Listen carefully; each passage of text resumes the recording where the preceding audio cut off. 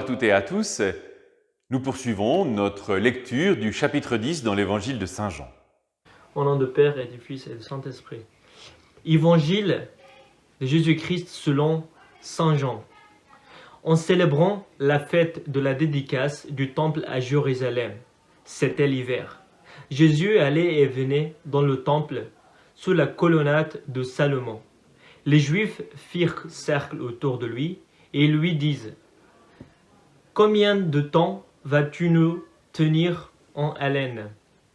Si c'est toi le Christ, dis-le-nous ouvertement. » Jésus leur répondit : « Je vous l'ai dit et vous ne croyez pas.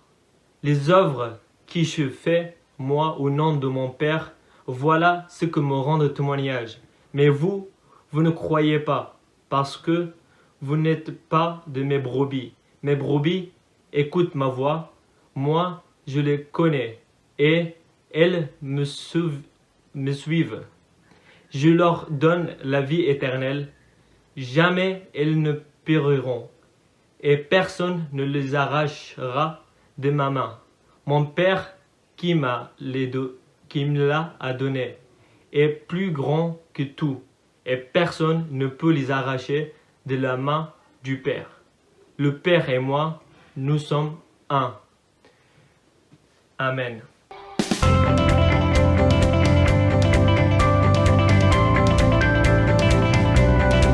Ici, nous sommes dans le contexte d'une grande fête à Jérusalem, celle de la dédicace du temple. Saint Jean, dans les chapitres précédents, a déjà évoqué les autres grandes fêtes juives, celle du sabbat au chapitre 5, celle de la Pâque au chapitre 6 et encore la fête des tentes au chapitre 7 et 8. Ici, c'est la dédicace. De quoi s'agit-il ? C'est la célébration de la victoire des Maccabées contre les Syriens. Antiochus Épiphane avait provoqué le temple, et ce pendant 3 ans, en introduisant près de l'autel des holocaustes une statue de Baal. C'est une terrible idolâtrie.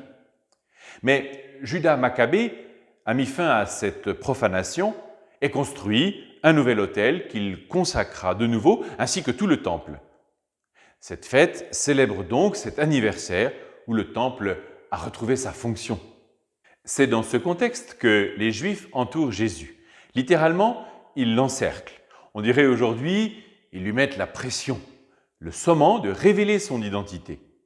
Ce fut déjà le cas à l'occasion de la fête des tentes. L'évangéliste ici précise que c'est l'hiver.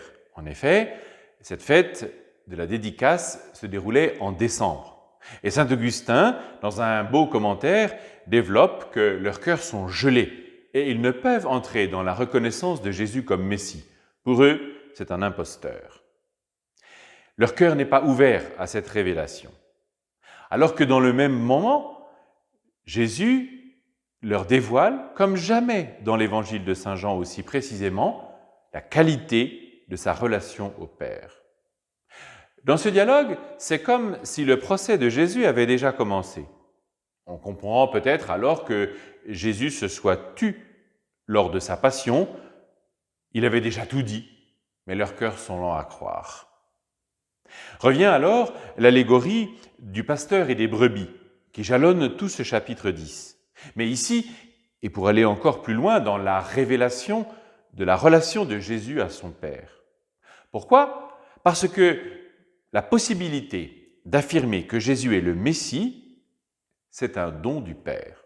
Souvenons-nous de la réponse de Jésus à Pierre lors de la confession de foi : « Tu es le Messie, le Fils du Dieu vivant. » Et Jésus de répondre : « Ce n'est pas la chair et le sang qui t'ont révélé cela, mais mon Père qui est aux cieux. » Ma question est, les Juifs qui ont demandé ça au Jésus-Christ, est-ce que c'est les grands Juifs et le maître de temple à Jérusalem ou c'était des Juifs normaux ? Merci. Merci Aziz pour ta question. Au début, elle m'a semblé étrange. Je n'ai pas tout de suite compris ce que tu voulais dire. Mais en effet, je crois que les Juifs qui entourent Jésus sont les croyants de l'époque. S'il n'y avait eu que les pharisiens ou les docteurs de la loi, Saint Jean l'aurait précisé.